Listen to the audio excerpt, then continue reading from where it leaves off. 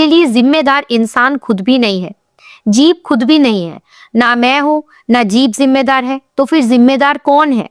तो भगवान कह रहे हैं कि इंसान के अंदर एक अज्ञानता का अंधकार, एक अज्ञानता का पर्दा बैठ गया है, जिसके कारण वो भूल गया है कि मैं कौन हूं, मैं क्या करने के लिए, किस उद्देश्य से इस दुनिया में आया हूं, मुझे क्यों यह मनुष्य शरीर मिला है और इसका उपयोग मुझे कहाँ पे और कैसे करना है। तो ये अज्ञानता का अंधकार जो हमारे सामने आ जाता है, इसकी वजह से हम ये भूल जाते हैं कि हम पाप कर रहे हैं या पुण्य कर रहे हैं या हम क्या कर रहे हैं।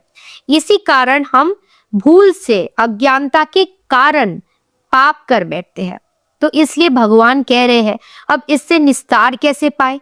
जब अंधकार हट जाएगा और असली ज्ञान आ जाएगा, तभी समझ पाएंगे कि पाप पूर्ण कर्म क्यों करते हैं, पाप पूर्ण कर्म कैसे ना करें और इससे कैसे बचे, कैसे इस मनुष्य शरीर का सही उपयोग करें।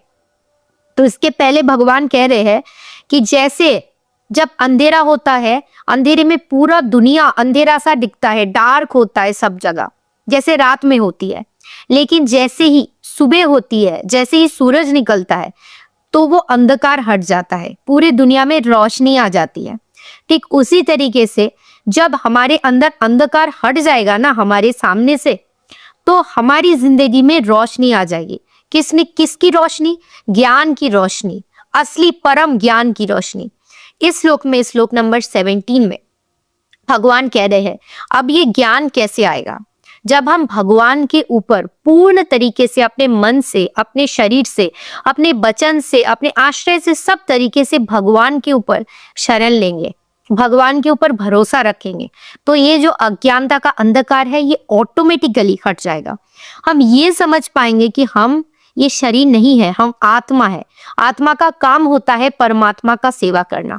जब इस चीज को समझ जाएंगे तो पूर्ण तरीके से ज्ञान से हम भर जाएंगे।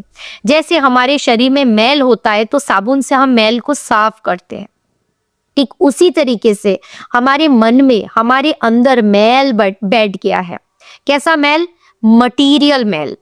तो इसको, मटीरियल डर्ट को कैसे रिमूव करें, कैसे क्लेंस करें?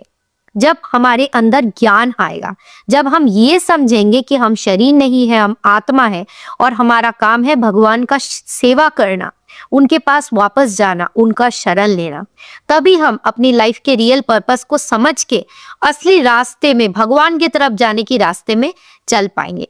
तो यही कहा गया है Bhagavad Gita as it is के चैप्टर नंबर 5 के श्लोक नंबर 17 में। हरे कृष्णा, जय श्री राधे।